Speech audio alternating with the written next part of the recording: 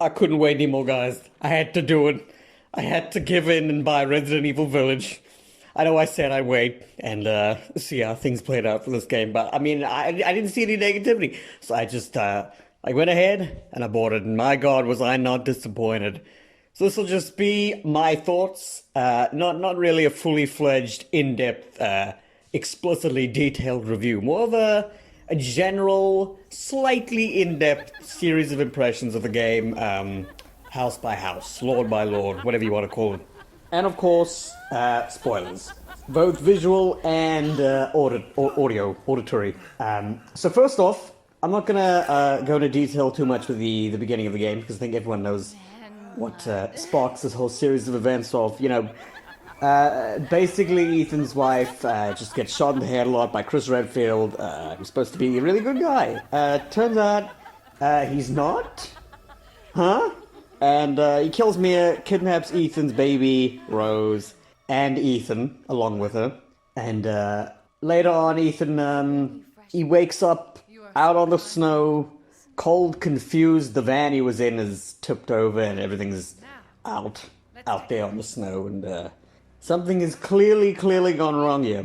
So you trudge your way through the snow, and one thing leads to another, and bam, you're in the village. Ethan's confusion continues to mount the further you get into the game, with him asking incredibly thought-provoking questions such as, "Where the hell am I?" and "What the hell is that?"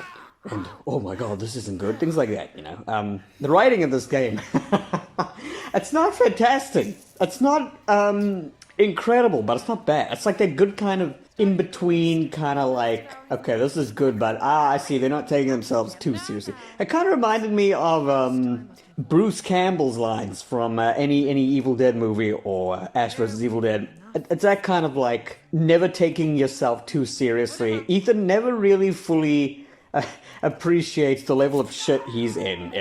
If that makes sense, he just sort of takes everything in his stride. It's like, oh, okay, this huge thing is trying to kill me. I guess I'll shoot it to smithereens and call it a piece of shit when I'm done.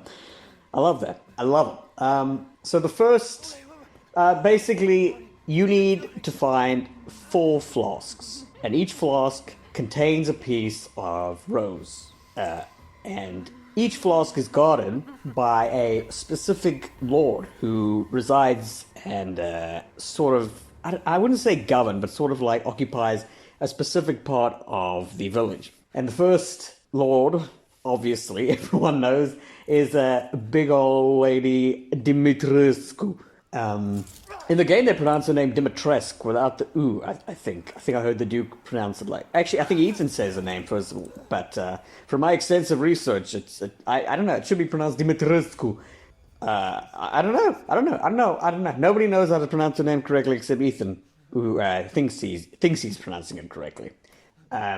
Whatever her name is, I would say that Castle Dimitrescu is probably the most solid part of the game. You'll spend a good chunk of time there, spending hours and hours. Well, okay, maybe not hours and hours. Probably about 3 to 4 hours for me, because I took my sweet damn time. Finding these masks to put on the 4 angel busts that act as keys to open the door that you need to get through to progress the game. Each of these masks is sort of tucked away in a different part of the castle, and you'll have to overcome mildly, not really that challenging puzzles in order to get your hands on them. The more in-depth you get into the castle, and the more shit you start stirring, and the more masks you pick up, the more Lady D and her daughters get rather pissy towards you. They start hunting you down more aggressively. She'll like, you'll be running towards a room, and you'll be having the greatest time of your life, and then all of a sudden the door in front of you will fly open, and this almost 10-foot tall woman who can extend her nails and the claws will come striding away towards you. I love the fact that none of the doors in the castle are 10 feet tall. They are all too small, so she has to crouch whenever she goes through them, except for that one secret door behind her portrait in, I don't know, what is that, study? That room where you gotta finish the bell puzzle. You gotta shoot the 5 bells. So you take out Lady D's 3 daughters, in 3 brain-dead easy boss fights, which basically boil down to you make the daughters cold because they have a weakness to cold weather, and you shoot the hell out of them. That's it. That's how you beat. That's how you beat all 3 of them. Great, I know. Not challenging at all. Not really mentally taxing at all. It's just a good time. Then you move on to Lady D herself once you've got all 4 of the key masks for the 4 angel busts. And she goes full weird dinosaur insect thing. She transforms into, I don't even know what to describe it. It's kind of like this giant flying tentacle insect dragon thing. She's not too bad to kill. They give you a sniper rifle, I think, so you can shoot some rounds into her while she's hovering around the castle and getting all up in your business. Once you kill her, you pick up her flask, which you only find out about 50 minutes later that it's supposedly, I think it's Rose's head. I think that's what you get first. Of course, Ethan has a mental breakdown. He's like, oh my god, this can't be real. You're lying. And the poor Duke is just sitting there confused out of his mind. He's just trying to be a good guy. I mean, you never find out what the Duke actually is, but he's definitely the MVP of this game. And if my boy Heisenberg wasn't such a dickhead, I feel like we could have become true friends and bonded over, I don't know, static electricity or some shit. The second Lord is this to me is the best part of the game. From here, it is all downhill. So the second Lord is Donna Beneviento. I think is how you pronounce her name, and she's kind of obsessed with dolls. And while Lady D's castle sort of dealt into gothic horror and, you know, vampires and shit like that, Beneviento's house or mansion sort of deals with the psychological aspect of horror and all the joy that comes with those concepts, including one of the most pants-shittingly horrific sequences I've experienced in a game recently, and I loved every second of it. So you step into the mansion and it is dead quiet, first of all, except for like a few, you know, sound triggers in the background, which you know, it's like wood creaking, that kind of thing. So you walk around the house, into the living room, and there's dolls all over the place, and eventually you find an elevator that leads down to the basement, and you head down the passage, and you stumble across a doll workshop, and in that doll workshop there is a doll replica of Mia, and you have to, long story short, to trim the fat, you perform sort of like a dummy dissection on the Mia doll, and you use the things that are inside of a wooden body as keys for a door that leads to a well, which you go down, you find a key, and that's when the real shit starts happening. That's see, before you go down the well, there's like a baby cradle rocking back and forth in the room, I think. And the second you get down to the well and you pick up whatever you need to pick up, I think it's a key, you hear a baby start crying. And you climb back out of the well, biting your lip so hard the blood is running down your chin, and you see the cradle is knocked over. Woo! That's when I knew. That's when I knew shit was getting real. You go back up the stairs, everything's dark, and there's a red light above the door, and there's blood all over the place. The Mia doll is missing. There's a giant fleshy cord, which turns out to, I think, be an umbilical cord. You follow that down this incredibly narrow, pitch black hallway. The only light is your crappy flashlight, and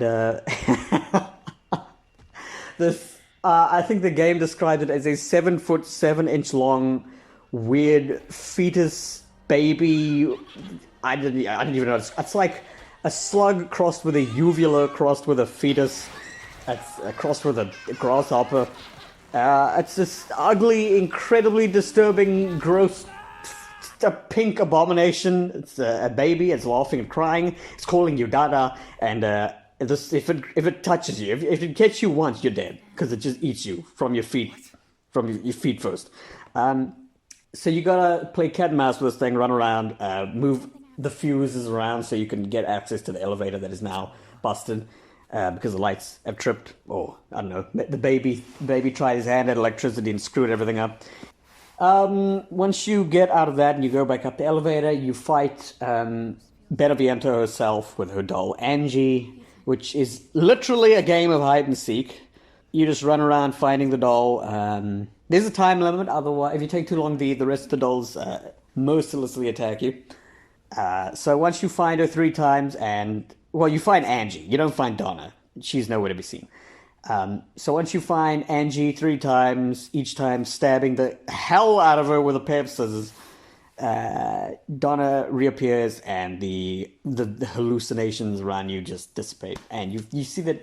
I think you stabbed Donna. You stabbed Donna in the face. So she's dead. Take her flask. I can't remember what part of Rose she has. These flasks are deposited in what's called the Giant's Chalice, which is sort of like a giant key that acts as the thing you gotta stick in the ground to progress to the Lost Lords area, the factory. The third Lord, after Beneviento, is where the game starts losing its mystique, I want to say. Moro, I don't know, he's like a fish guy, like a big hunchback fish guy. You get his flask pretty easily. You can generate this green goo that's really non-threatening in every single way. You just shoot it or slash at it and it disappears. He's kind of an idiot. He's not exactly the sharpest pair of garden equipment in the crayon box, if you catch my drift. So you get into a boat, and once again, long story short, Moro turns into a giant fish. You got to drain the water from around him so you can fight him man to fish, man to giant fish thing. There really isn't anything special about this section of the game. You just shoot explosive barrels when Moro gets too near you, and then you just shoot the hell out of him, and he explodes. While the castle had a lot of mystery and the aspect of, I gotta explore these nooks and crannies, and that constant anxiety of Lady D and her daughters, possibly sneaking up on you whenever they want to. And then you go to Beneviento's House of Horrors, and the levels of terror just shoot through the roof. And then you get to Moro, and it just feels like a massive step down. There are no scares unless you have a crippling fear of, I don't know, fish. But even then, it doesn't even look like a fish. It just looks like some kind of weird bulbous thing. I don't know how to describe it. So that's not a great part of the game. Plus, it has you running around the ocean, whatever. Running across debris, dodging Moro, flailing around like a maniac in his giant fish form. There's some light puzzle work that involves raising platforms you can run across, and powering the windmills back using a crank. And then you throw the switch, and you drain the water, and that's where you fight Moro. Blah, blah, blah. That's the end of that story. There's really nothing else interesting about Moro's section of the game, unfortunately. Then we get to Heisenberg, who's the fourth lord. And Moro was boring, but Heisenberg's section of the game, to me, just felt tedious as hell. It's like they felt like they needed to extend it artificially by making it the unnecessarily longest part of the game. So... it's a factory. Heisenberg invites you to a factory, and he basically tells you that Mother Miranda, who's the person who controls these four lords, probably should have mentioned that at the beginning of this. Oops. She's like the big boss who is in charge of Lady D, Beneviento, Moro, and Heisenberg. So Heisenberg tells you that she's playing you, and she's testing you to see if you would be a viable candidate for a new family member. So Ethan, of course, being the stubborn asshole he is, even denying things beyond reasonable sensibility, denies Heisenberg's help, literally, while being held up by Heisenberg above a pit, with which sure death awaits Ethan at the bottom. So Ethan's like, I'm not going to trust you. I'll take my chances in the pit. So Heisenberg lets go of his hand. You fall down, blah, blah, blah, blah, blah. Turns out it's like one of those levels where... You've got a clear end goal. There's a huge winding, twisting, labyrinthine area you got to get through, and there's a lot of enemies that are annoying to deal with. So you make your way through the factory, and they're like these modified humans. What are they called? They're called soldats. Heisenberg's sort of making an army to fight Miranda, and there are hundreds of these guys just being mass produced all over the place. They got like drills for hands and metal in them. This whole section of the game actually reminded me a lot of Bioshock, particularly the Hephaestus level. It's got that kind of that same ambiance, and how even the enemies kind of look similar. Especially what's his name, Sturm, the guy with the huge spinning propeller thing that you fight later on. He just reminds me of a Big Daddy. So you make your way through the factory, the factory, dealing with all sorts of shit. Nothing is scary in this part. There's no real horror. It's more of like just a tense kind of feeling you have because you just want to get through this and you don't want to waste your ammo. You want to conserve as much as possible. And this area involves a lot of backtracking, which I wasn't a fan of because you find these molds and there's a casting room right near where you start, basically. So once you get to the last floor, there's a door blocked by. You need Heisenberg's key to get to the door, essentially, and you find the key mold. So you got to take the elevator back down, which Duke has set up his shop on. I haven't even talked about Duke. I'll get to that. So you got to take all the molds you find in other points of the factory and bring them back to the casting room, and then turn them into items like keys or I don't know, like a ball for the labyrinth puzzle. See, every Lord's house has sort of got like one of those puzzles where you have to guide a ball through a maze and then land it in a hole, and then you'll get a valuable treasure. So you can find those balls, and that's what you use to initially activate the contraption of the puzzle. So yeah, back to Heisenberg Factory. This I really didn't enjoy this. I enjoyed it in the beginning, but at about the halfway mark, I started to get really sick of it because it was just dragging on and on and on and on. And the enemies were really annoying to deal with. They have a weak point on their chest that you got to hit, but the hallways are so cramped that it's really, really annoying to get past them, because even if you do dodge their attacks, they just take up the entire breadth of the hallway. So you gotta just run into them until you squeeze past. So once you get to the end, you find out that Chris Redfield he's taken up residence in the bottom of Heisenberg's factory, and he tells you that Mia wasn't Mia, the Mia that Ethan knew when they settled into Europe. It was Mother Miranda, because apparently she can transform and look like whatever she wants to look like, thanks to this thing called the Megamycete, which is well, I'm going to be honest with you. I didn't play Resident Evil 7, so I don't know if there's anything that sort of explains it in more detail that comes from this game. But the concept of the Megamycete, I felt, at least in the text documents that I found scattered around, it's not ever fully explained satisfactorily, in my opinion. It's just sort of vaguely talked about.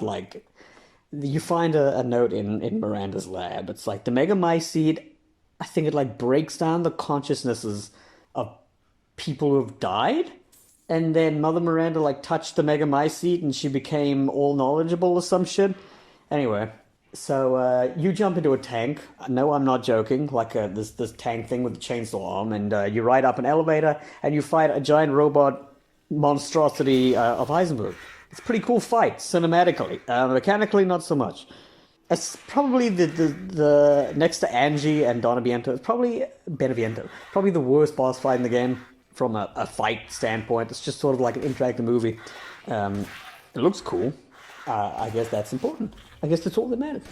So once you beat Heisenberg, you die. This is where I started getting very confused, and I bet it's because I haven't played the previous game. It's something I'm not going to get into too much detail because I don't even know how to describe this. Ethan's a mold or something. I feel like I need to replay this multiple times and then play Resident Evil 7 to actually fully understand this. I think I'm just going to skip over this because if you understand it, let me know in the comments, because I was confused a lot. I was just confused as hell at this point. I knew what it was doing. I had to kill Mother Miranda, kill the Megamycete, blow it up. I think the village was built over the Megamycete. I think that was what was implied once you reached Miranda's lab. As Chris Redfield, that's right. Ethan dies. You take over as Chris Redfield, with the best guns in the game, apparently. You end up shooting a lot of lycans, annoyingly so. It's kind of like a It kind of reminded me of one of those like Left 4 Dead 2 type of games where like the enemies just come stuck sprawling out of every crack in the woodwork. So you bring down a few airstrikes on Mother Miranda's Megamycete Palace of Wonder. Opens up a hole in the ground, you go in the hole, you fight another giant guy by shooting him and calling down airstrikes on him again. You go even deeper, you find the Megamycete, which kind of looks like a giant rock heart type thing. You blow that up, eventually. But first, you gotta take out Mother Miranda.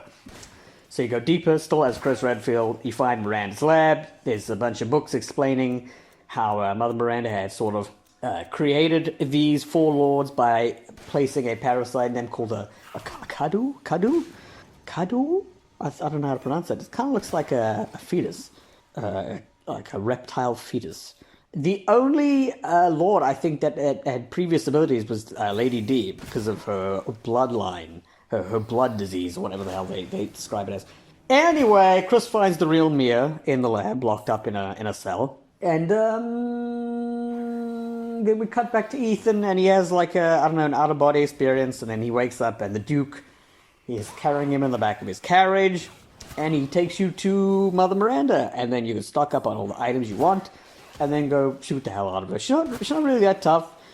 And she's the first real fight since probably I would say the only real like boss fights in the true sense were Lady D, Moro, and Mother Miranda. Heisenberg and Beneviento are more of like just like an experience, I guess. Like it's hard to screw up in Heisenberg and Beneviento's fights, but in Lady D's and Moro and Mother Miranda, you could at least die. There's a chance. So it took me 3 attempts to beat Mother Miranda. The first two, I was kind of confused about her patterns, because she can change form into like a flying form, a spider form, that kind of thing. The third attempt, I remembered I had a grenade launcher, so that was that. The reason Mother Miranda needs these flasks is she's hoping to give her dead child a new vessel, a new body. She's experimented on all the villagers. She's infected them with these Kadu parasites in order to find a suitable vessel for her daughter's essence, I guess. She's basically reviving her daughter. That's what she's immortal. So her daughter died a long time ago, and she's been spending all this time experimenting, using the villagers, inadvertently turning them into the lycans that you come across very frequently in the game. That's what she wants to do. She wants to use Rose as her dead daughter's new vessel. But Ethan ain't having any of that. After that, Ethan essentially sacrifices himself by blowing up the village because he knows he's not going to make it anyway. His body's falling apart, I think. So he walks into the Megamycete area, or the village, and just sends the sky high. And Chris Redfield and Rose and Mia escape on a helicopter. And after the credits roll, you see a grown-up Rose. She's obviously working with someone, the Chris Redfield division. She gets picked up as she's giving flowers. She's putting flowers on the grave of Ethan. And the game ends with her and this guy who's sent to pick her up driving off into the distance. And that's the plot. I suppose I should talk about Duke. The Duke. He's like your shop. He appears in the most amazingly unexpected places in the game. This guy transcends time and space, I swear to God. In fact, he even admits that he doesn't know what the hell he is on the carriage ride to Mother Miranda. This man is your rock throughout the entire game. You will cling onto this mountain of man, and you will hope and pray that he doesn't turn his back on you, and thankfully he doesn't. He is your one light in the darkness. And when you're in the castle, Lady D's castle, it's the only room in the game where you feel safe, and the music in his shop is amazing. It's very soothing. The sound in this game, oh my god, the sound design is out of this world incredible. There's so many atmospheric little sounds in the background that aren't scripted, but feel scripted. I've never played a game that has had me this on edge just from exploring an empty building because of all the little sounds and details that pop up in the back. The amount of variety in like the ambient creaks and and noises and sounds and animal noises, that kind of shit. It's crazy. It makes you feel like you were there in Ethan's clothing. You never see Ethan's face as well, which is funny. Even his 3D character model that you can view in the bonus menu, his face is blanked out. What else? I'm trying to think what else. What else there could be that I haven't touched on. Oh yeah. You can aside from being a shop, the Duke eventually you unlock the ability to have him cook. So there are a couple of animals around the village. I think more show up the further you get into the game, including those goddamn big black goats that scare the shit out of me every time I see one. You don't know they're in the game until like a good few hours in after the second house. Then you turn a corner and all of a sudden there's this big black goat. And you've never seen one in the game before and it scares the shit out of you. Also, they like to headbutt you. Same with the black pigs, I think. So you can kill some of these animals, bring the meat to Duke, and he'll cook up a meal for you. And these do things like permanently increase your health. Basically, give you like stat increases that are permanent. I never did any of that. But on my subsequent playthroughs, I will take even more of my time, play it even slower, and see how close I can get to 100%ing it. The puzzles in the game are also really well done. They're not too emotionally, they're not too mentally taxing. They're just sort of nice little diversions that you need to accomplish to continue the story. They are, there are quite a few of them, but they don't really block your progression for too long. They're never harder than just looking back at like a piece of paper that's provided to you on the desk. It's like with vague instructions or a riddle etched into a wall. It's never anything more than that. Honestly, I think the hardest puzzle in the game was the one in the castle with the 4 statues that you got to point in a specific direction based on a riddle that was on the wall. But even that's not too hard. I mean, you can even get it through trial and error. Hell, I got it through trial and error. But yeah, the puzzles aren't overly complex in nature, shall we say. But they are there, and they are good. The length of the game, it's not a very long game. I took my time beating it, and 14 hours. 14 hours is all it took. It's good. It's a good experience. It's not like a 10 out of 10. It's more of like I'd say 7.8 out of 10 is what I give it. It's a good game. It's definitely worth playing. But it's not the best game I've ever played. That's a different videos topic. Anyway, that's just me speaking ad nauseum about Resident Evil Village, and my throat is dying. It's just a stream of consciousness impressions of the game after finishing it. I didn't write a script down for this, it's just off the top of my head. Anyway, I hope you guys enjoyed me rambling on like a moron for half an hour. I'll see you in the next video. Bye.